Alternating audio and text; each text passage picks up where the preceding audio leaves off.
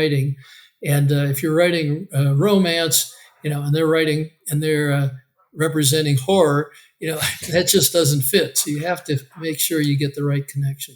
Welcome to the Delos Diaries, where we explore the untamed frontier of writing and creativity. Join your host, Paul Delos Santos, a writer and self-published author, as he navigates the ever-evolving world of storytelling. Hello, everyone. Welcome to another episode of the Delos Diaries. I'm your host, Paul Delos Santos, and today we're joined by author Mike Befeler. How are you doing today, Mike? Very good. Good to be here. No, it's always fun to be here. So, we were talking a little bit before we started recording.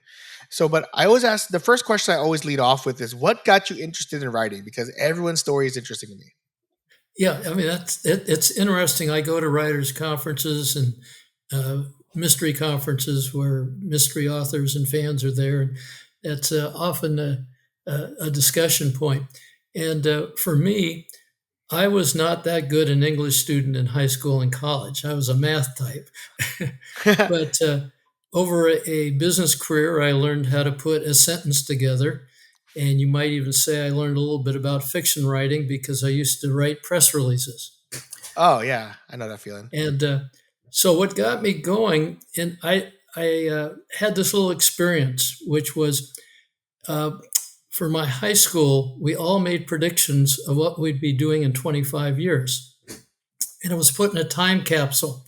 And at our 25th high school reunion, we opened that and they made a list of all the things. And I had no clue what I had written. But when we got the list, my prediction was I would be an engineer or statistician and writing humorous stories. So somewhere in the back of my mind was this thing about, I want to do some writing. And I started to write late in life when I was 56 years old, and that was the right time for me. So that's when I got going with it.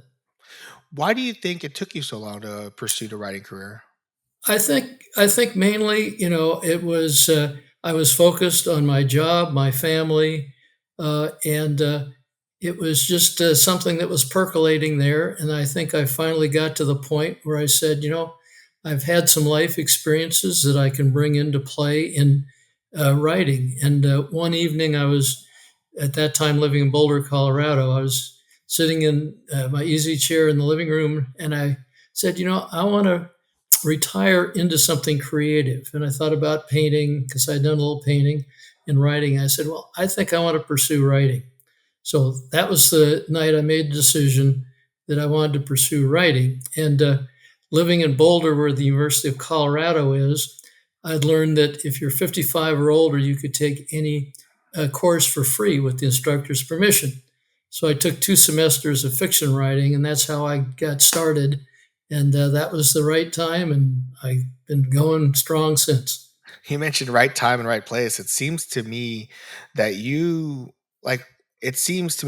just found a passion late in life and you wanted to do something creative. And truthfully, that's inspiring. I think a lot of people, I think they're afraid to start, and some people think they're too old to start, or it's like they haven't started. So that's one of those things where they get intimidated per se. So what do you say to those people who are afraid to take the leap and kind of just pursue writing a little bit? I think I just tell them 2 rules: start and keep going. And I had an experience at the Los Angeles Times Festival of Books a few years ago. There was a gentleman there named Maury Morkoff, and he had just written and published his very first book. It was called Keep Breathing. It was his memoir. At the time, Maury was 103 years old. So I tell anyone, I don't care how old you are, you're never too old to start writing. So it's just a matter of making that decision and giving it a shot. You mentioned earlier, like, what were those classes like? I mean, you're probably in a room with like 19, 18, 19, 20, 21 year olds. I mean, how did it feel to be in that room with them, and then you're here as a retiree and just focused on writing? I mean, how was that experience for you? Oh, it was a blast ball Mhm. because, there were 2 of us that were older, but you're right, they were mainly 19 and 20-year-olds. And it was a great learning experience for me, being around younger people that are interested in writing. And what we did is we wrote short stories and critiqued each other's work. So that's where I learned about critiquing. And critiquing is just a tremendous tool. I'm in a critique group, an online one we do over Zoom with four other authors, and it's a great way of getting feedback and improving your manuscript. And as a writer, to get that feedback and then looking at how you can improve that manuscript is a very important part of the process. A lot of young writers tend to be afraid sometimes. I mean, did your being older in your life kind of help you have thicker skin, as for lack of a better term, for taking feedback and taking criticism? I think part of that was that along the way I'd gotten criticism, positive and negative, and so I think the life experience, as you mentioned, was important. So I would not get defensive about it, and I kind of had a rule when people would point out something, I'd take a look at it, and uh, if more than one person brought up that same point, I said, I better do something about this. And I've had the same experience with editors. The editors I've worked with in publishing houses, I follow probably 95% of their recommendations. Once in a while, there'll be something that I take a stand on. For example, I had one experience where I was writing about a group of older people getting busted for having playing poker, and my editor said, "Oh, that couldn't happen." And I said, "Well, this is based upon an article in the LA Times about a group of seniors who were busted for playing poker and gambling." So, there are times where you just take a stand. You say, "No, I'm not going to change it. I have a valid reason for doing this." Yeah, did you start with short stories, or did you jump, or were you one of the few who jumped right into writing a novel? Yeah, I started with short stories. So Mhm. that was, that experience taking that class. And what I decided is I wanted to get some of these short stories published. So I began sending them off to magazines and anthologies. And I'm happy to report that on my 112th submission, I sold my first short story.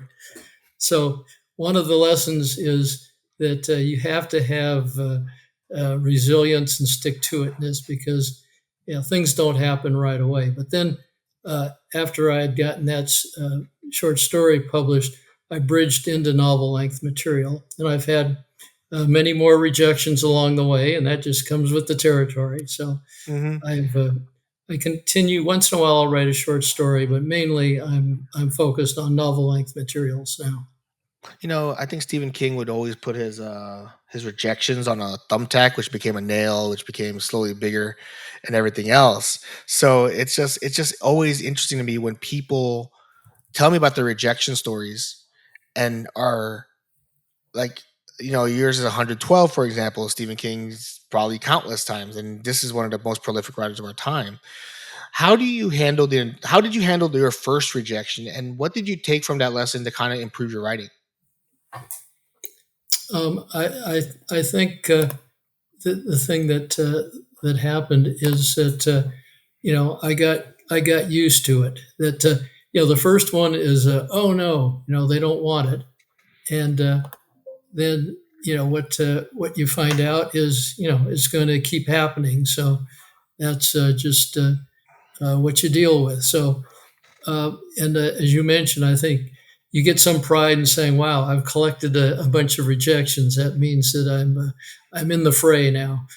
Yeah, you're in the middle of it, and you're committed to this bit, so to speak. I mean, Yeah, like, I've gotten a few rejections, and then truthfully, it's like a lot of times, like, if they don't give feedback, it's like, well, okay, well, I don't know anything. Did you ever receive feedback on any rejections? I mean, what like, and how do you incorporate that to grow as a writer? yeah. I definitely have received some with feedback, and that those are the good ones because so often now either editors or agents just have a form letter that says this isn't right for us. Keep trying, type of thing. But the ones that say here's some things you might want to pursue. That's what was really helpful. And as an example, uh, my first published novel, Retirement Homes or Murder, I went to a conference annually when I was in Colorado called the Rocky Mountain Fiction Writers Conference. And one year I submitted uh, pages of that manuscript for their contests, and they had different categories. So it was for the mystery category. And I got a packet back, and it indicated I was not in the top three that qualified to be finalists, but they had a lot of suggestions. And that really helped me improve it. I madly made changes to my manuscript. So by the time the conference came about, I had an opportunity to pitch to two editors and two agents. And one of the editors really liked my concept and told me to send in the full manuscript. And 2 months later, I got a offer letter, and that's how I got my first novel published after many rejections. I think the art of rejection is important, but how do you find the good places to go to send in stuff? I think that's a question a lot of writers wonders, like, where do I get started to send in my stuff to get that feedback? Because it's important to get feedback. It's important to close that feedback loop, and I think a lot of writers don't know where to start sometimes. Yeah, I think there are several things, Paul, that you can really look into.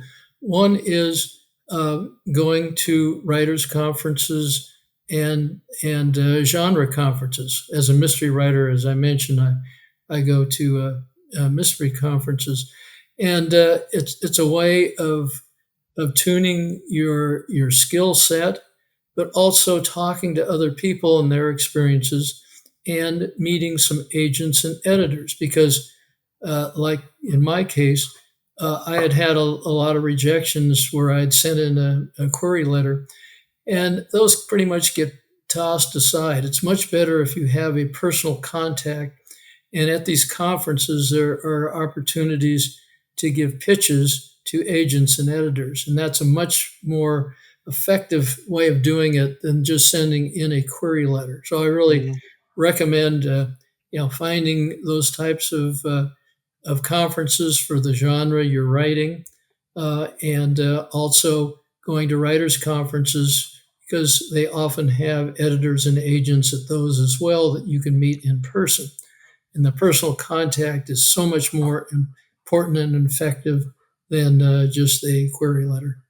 I think that's a good point to make because I think this next generation of writers are going to be so used to very spray and pray methods of, like, just send my novel to as many uh, editors and agents that I can. I really feel that the value of connection is still there. I think building a connection with an agent is important. So, is that the advice would you give to a young author who's looking to get traditionally pubbed and sign with an agent, is to not just query your letter and but to make those connections, because that's a very, how should I put this, Yeah, I a think very tried and tested method, so to speak.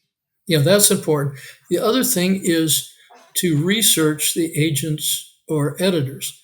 That I've run into people that just kind of send out mass letters. You don't want to do that. You go to their website, you find out what they're interested in because their agents will or editors will say, here are the genres we're interested, the types of work that will intrigue us. So you want to respond to people who are interested in what you're writing. And if you're writing romance, and they're representing horror, that just doesn't fit. So you have to make sure you get the right connection. So wait, you're not writing a horror romance anytime soon? Well, that's the other interesting thing is cross genres where you combine Yeah. genres. That's Yeah, fun to do. it is fun to do. That's why I'm writing a cyberpunk samurai story, because I love, like, Seven Samurai. I love those types of Japanese stories and archetypes, and I want to write in a sci-fi kind of cyberpunk world. So I just blend them together. That's how I came up with my concept.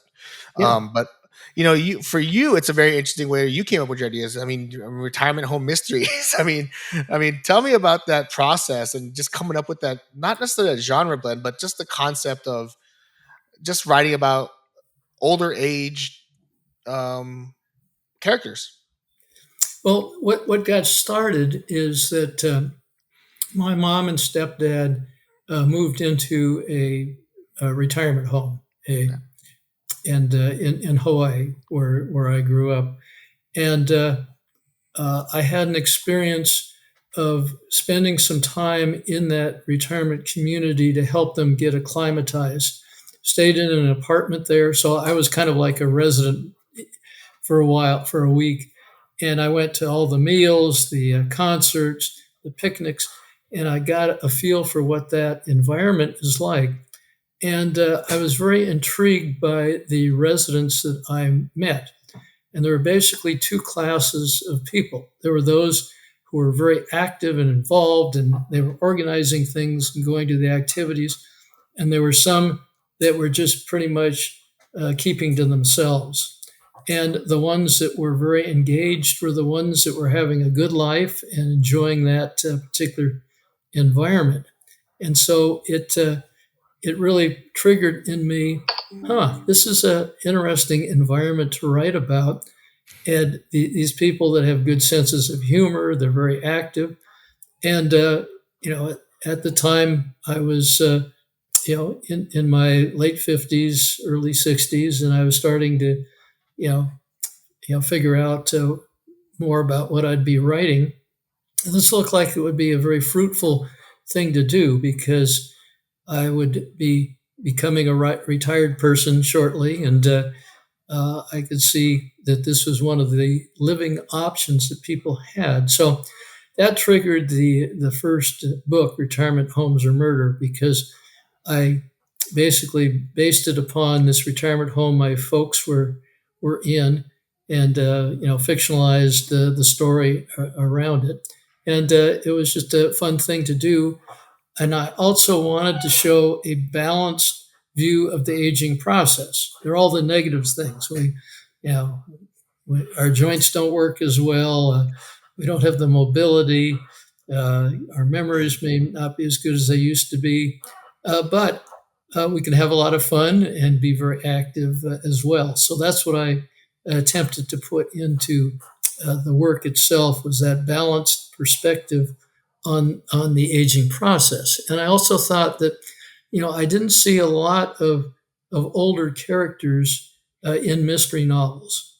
Oh yeah. And I said that, that doesn't make sense, but, and I had one experience where I had an editor who was interested in my manuscript, but she came back and told me, "Oh, we already have an older sleuth mystery."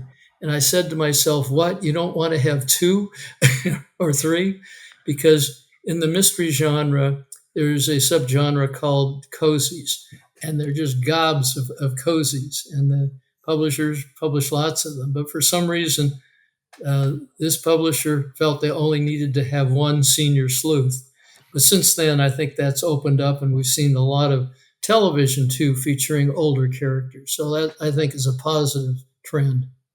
I think what's intriguing about this is how do you appeal to younger audiences because they don't necessarily. I think that's one of the bigger reasons that. I mean, that it's kind of like one of those things where I'm trying to think from the publisher's point of view. How do you think you relate to younger character, like younger readers? Because it is one of those things where aging is a very, you know, can be sometimes scary for some young people. So it's like, how do you appeal to them, and just overall that process, and kind of like having that positive conversations about it.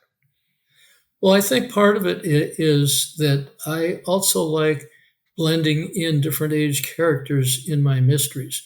And one of the techniques I'm fond of is what I call skip generational relationships.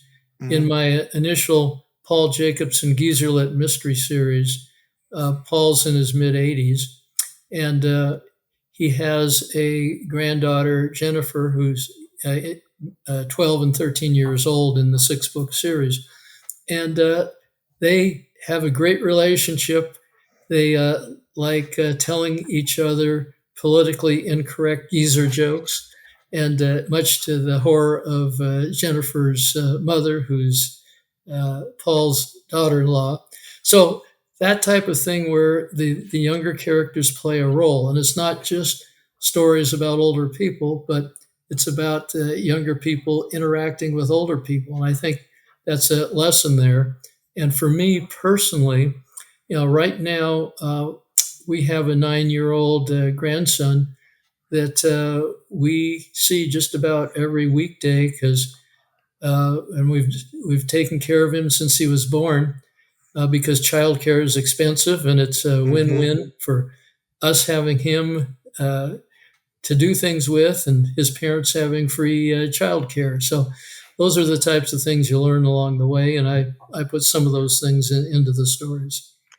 What are some of the dynamics about working with an older generation in your characters, and working with two different generational gaps?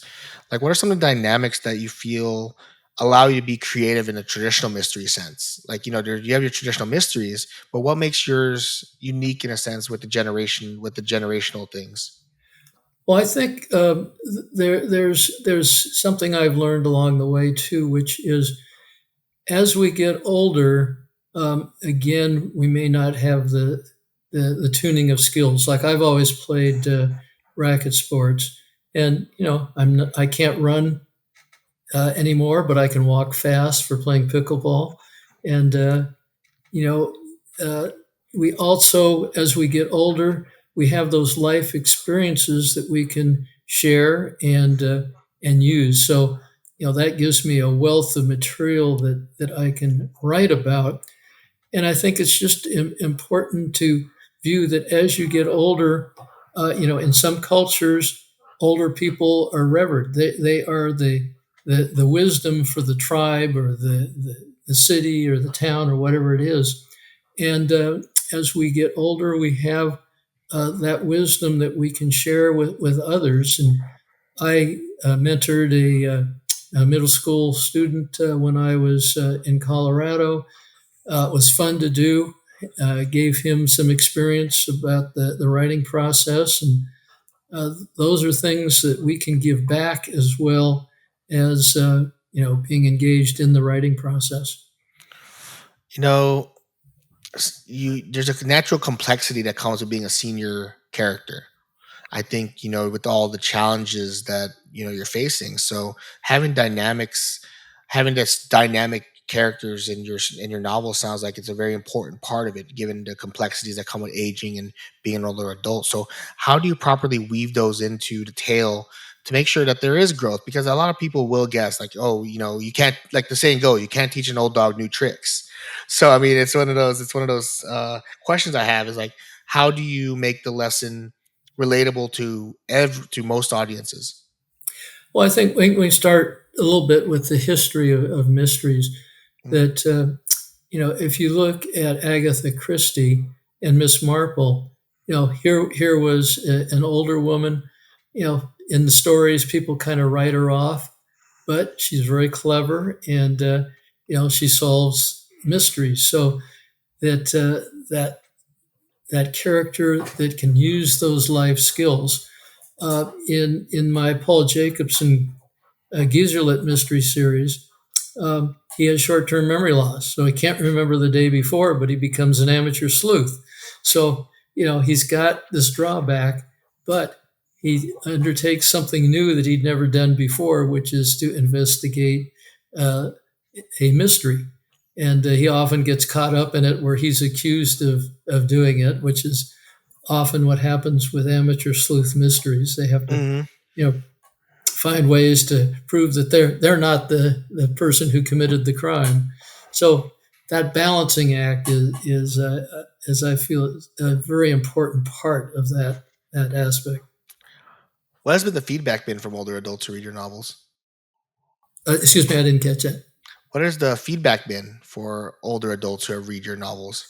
I think I've gotten a lot of good feedback uh, from uh, from older readers, and you know, uh, here's one email I received that I get a kick out of, and the woman sending me the email said, "I've read your books and enjoyed them immensely, but even more fun was listening to my husband read them.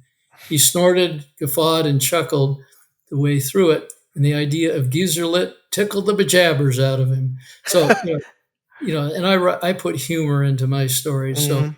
I think people respond to that, you don't want to have I don't write the really dark types of mysteries. Mhm. Mine are the lighter, humorous types of mysteries. To play on that aspect of uh, of human nature. So less Murder She Wrote, more Scooby Doo for the older audience. Yeah, yeah, It just came to my head because I yeah, remember as a kid before, because I watched pro wrestling, they would always have Murder She Wrote on before, so I'd always catch when Angela Lansbury would solve the mystery of the episode. So yeah, it'd always be that before my wrestling show came on when I was a kid. So I'm a I remember those shows very well, and she was like you mentioned, she is an older adult at the time. So yeah. it seems to me that there's a really good place for this genre of geezer lit, as you call it. Did you come up with that, or did someone else call it that? That was an interesting thing. So for my first book, I had some writer friends I'd made in Colorado, and I asked one of them, Christine Goff, for a blurb for my book. And she gave me a wonderful blurb that said, "This is an excellent example of a geezer lit mystery." And I'd never heard that term before. And I said, "Wow, that's really clever. I'm going with that." So, people often ask me the questions you had. Did you come up with that? The answer is no. Chris Goff gave me that idea, and I went with that. And when I went to these mystery conferences early on, I had a straw hat with geezer lit mysteries in it, and so I still have people coming up to me and say, "Oh, I remember your hat that you had." And since I've done more than geezer lit in my writing since then, it's not just being a one trick pony. I've written you know paranormal mysteries, historical mysteries, and a variety of a thriller, a nonfiction book. So I've written other things as well. It's funny you mentioned that you write other things because one of the books I saw was Sherlock Holmes. Yeah. So what inspired you to delve into the idea of children's literature? Because like you mentioned before, you were so ingrained with the concept of geezer lit older audiences, and this seems to be on the opposite end of the spectrum, where you're writing about a young protagonist. So how was that, and just what was that process like going from geezer lit mystery to now children's literature?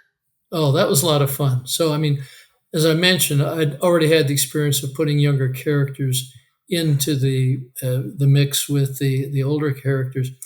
But I got very intrigued by the whole concept of a Sherlock Holmes lookalike, and the idea struck me of, I'm going to have a fifth grade protagonist.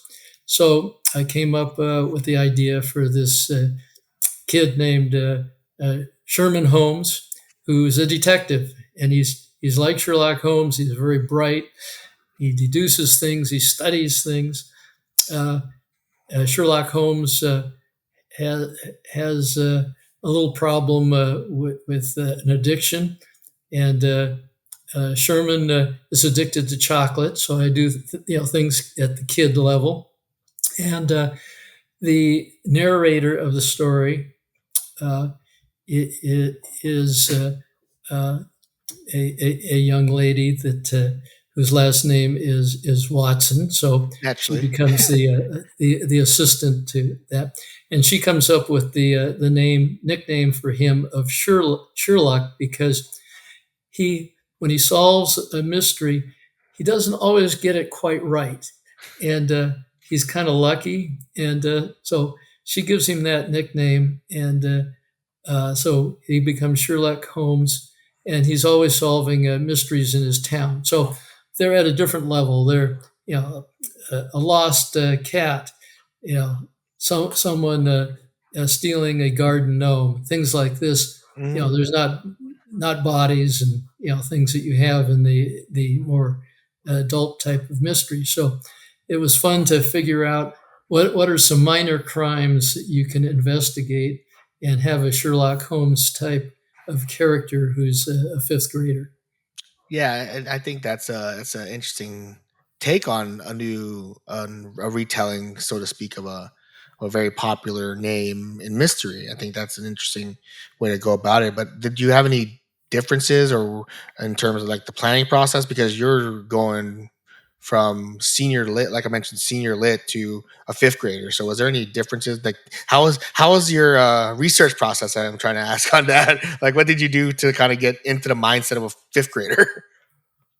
Well, I had previously written what has turned out to be a short story of uh, the Paul Jacobson's granddaughter Mhm. having her own story, and I critiqued that with a fifth grade class when I was in Boulder, Colorado, and Hmm. so I got some super feedback on that. I'd also written one other book that was not a mystery. It ended up being a novella. It was a short book uh, called Coronavirus Days, and it was about a uh, middle grade student who comes home at the beginning of the pandemic, and he's given an assignment to keep a journal for 2 weeks. And the novella is his journal that he keeps in a life transforming experience he had. And I, my two grandsons in Iowa were my critique group because they read the manuscript and they said, "Grandpa, uh, you know, we wouldn't say it this way," and they'd give me improvements and that type of feedback. And then when we get to the Sherlock Holmes, uh, my 9-year-old grandson, it was the audience I was pitching it to, and when it came out, he read it and gave me a thumbs up, and it's dedicated to Ryder, my grandson here. And so I knew I'd hit the right note because it appealed to his age group. Just But it's always. also it's also good for parents and grandparents to read to Mhm. enjoy Sherlock Holmes stories. Yeah, and a very low stakes, cozy method. I Yeah, think that's the exactly. big thing. I mean, no, that intrigues me because it's one of those like you've identified audiences that you're writing to, and they're just. I find that interesting that you're writing to, that you have written to children and seniors mostly. So it really is interesting that you have a wide variety. So how does that how should I phrase this? How does that overall keep you fresh in terms of writing and keeps you on your toes, so to speak? Well, that's a good question, Paul, because the Paul Jacobson series is 6 books, and I had a story arc through the 6 books, and I've had people say, "Oh, I want to read more Paul Jacobson," but I get intrigued by a topic or an idea grabs me, so I like the idea of jumping up in off into something new. I mean, I've written a thriller that's based upon inventions of Nikola Tesla, and I've written a historical mystery about a 17th century uh, Jesuit priest because he was a fascinating historical character. So these things I come across and I say, "Oh, I gotta write about this." So that's what keeps me fresh. I think is that new ideas, and that I've read some series that you can tell the the authors started to get bored with their series sometimes. Mm. And I said, I want to keep it fresh, do something new. So, I have, a trilogy, the Omnipage trilogy takes place in California. I've got a book and a sequel that are paranormal. I have a book and a sequel that are sports mysteries. So I jump into these things and then I have fun exploring a new topic and new characters. And I think that's what keeps it fresh. That sounds like a healthy relationship with ideas. I think like Yeah, people get that's stuck in concepts of like they have to m- write in the same universe all the time. And I think the best are the ones that have clear endings. I think just writing in the same universe is very tough to do overall. And do you agree that it's kind of like you mentioned the Paul Jacobson series had 6 books? Did you feel that it had to have like some type of satisfying overarching end to it? Because I feel like some people want to just keep writing in the universe and just keep yeah. I mean, milking the cow, so to speak. I always had thought that I had a good story arc through 6 books. I could have expanded that, but instead of doing that, that's where I got involved in pursuing some other directions. So I think that there's some very successful series that go on for many books, and then I've seen some that do become stale. So it's a matter of a balancing act there.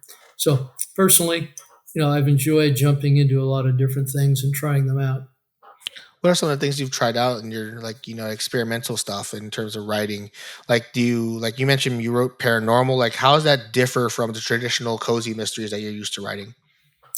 Well, again, my paranormal mysteries uh, play upon the humor. So Mm. again, they're not dark. Uh, the uh, the two book and sequel take place in a retirement community, so it plays upon my strength in the older character community, and it was fun to really put the humor into it. So my perspective on that is that in this retirement home, there's a front wing and a back wing. And the front wing are supposedly normal people, and the back wing has extraordinary residents. And don't believe the myth that vampires don't age. They get older, move into retirement homes, lose their teeth, and gum people on the throat. So it was all playing upon the humorous aspect of paranormal characters solving a Mhm. mystery. Yeah, that sounds like a the natural progression of a vampire. They're just gonna gum you in the throat. They're gonna try their hardest to kind of get their fix, so to speak. It's weird to me because what are some of the biggest challenges you've faced? I think challenges are a big part of the writing process. And, when people think of like mystery, they just think of like, the traditional mystery stories they read. And so, what are some of the challenges that you faced personally in telling people there's more than just your standard mystery story? There's geezer lit, there's children's mysteries, there's all these other places you can go to get mystery novels. Yeah, I think that's why these mystery conferences are so good. The one that I go to the most is called the Left Coast Crime Conference, and it's held in the western part of the country. It was in Seattle last year, and this year it will be in Denver. So it goes around to different places, and there are panels. And I will be on a senior sleuth panel at the upcoming Denver Left Coast Crime Conference. So, that's my sweet spot. But I've been on panels dealing with lots of other topics as well. And another thing that I have enjoyed at this conference is that I have become the moderator for the Meet the New Authors Breakfast, which we've held every year since 2008. And it's a wonderful opportunity for me to introduce debut mystery uh, authors.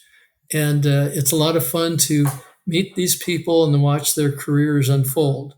And the technique we use is that they each have 1 minute to give a pitch to the breakfast audience about the most important thing the audience should know about their debut novel. And in the old days when we first started this, the new authors were very nervous and not very refined. But I've seen over time the new authors are very sophisticated. They know how to give presentations. They've learned to give the elevator speech of 1 minute pitch to tell someone what their book's about. And it's just a lot of fun to see them unfold, and then see that they have a series going, and they're writing other things, and follow their careers. So just been a fun thing for me to participate in. Does that kind of like I think the general consensus is the older you get, you want to hang around young people to keep you young. You see these young authors, does that kind of like keep you going, so to speak? I mean, it's just kind of like being able to connect with a younger audience and kind of keep you active from that perspective, keep your brain active and not just kind of like like going through atrophy. Yeah, well, I think that's it. that's why these conferences are so good, because you have a cross section of people. So you have authors of all different ages. So you're Hmm. right; it's fun to interact with them. But it's interesting. The attendees at these conferences tend to be the older audience, Hmm. so they have an appreciation for the older characters as well. But they also read the younger ones. So it's just an interesting process to go to these. And I've made friends over the number of years I've gone to these conferences. And each conference, I make some new contacts and friends, and then catch up with people that I've met before. So Hmm. it's a kind of invigorating activity to be around people who really enjoy the mystery genre, both as readers and as writers. Are you currently working on any projects at the moment? Well, I've got three books out with two publishers, which I'm hoping to have contracts for soon. One is something very different for me. It's a darker type of book. Um, it's called Begotten, and it's about a serial killer, and the serial killer kills rapists. So he is, he feels very justified in the types of people that he eliminates. And it's a uh, police procedural, because the detective investigating has to put together clues going back 40 years to solve this mystery. And it was fun to research different time frames and activities. And I had also learned when I was in Boulder, Colorado. There was one detective I got to know. We became friends, and he was an amazing cold case solver. He solved four cold cases in the time that I was there. And I went to one of the trials where he put together a fantastic presentation, a PowerPoint presentation, and just let minute by minute all the things that happened that led to a conviction of this murderer. And it intrigued me. And I also used some of the techniques he used in this story. So that's uh, that's one that be coming out. I'm expecting to get a contract soon.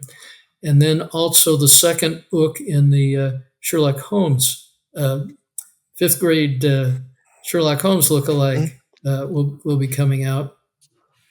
And then I have a third book that is a geezer lit thriller with another publisher. So these are things that I hope to see out this year, but again, they're not yet under contract. Oh, nice. All right. Well, you have anything else? Where can people find you on the internet and everywhere else? Yep, I'm on Facebook, and I have a blog, and my website is www.mikebefeler.com. And you can go to my website, and it shows information about all of my 23 published books. And there's also a couple interviews I've done that you can click on to learn more about my background in writing. So uh, encourage people to take a look, and always enjoy hearing from people. So send me an email, or post a comment on Facebook or whatever. So Well, thank you, Mike, for coming on the show today. I really enjoyed the conversation, and I hope you too. I hope you did too. I did. Good questions, Paul, and I enjoyed our discussion. All right. Well, thank you. Okay.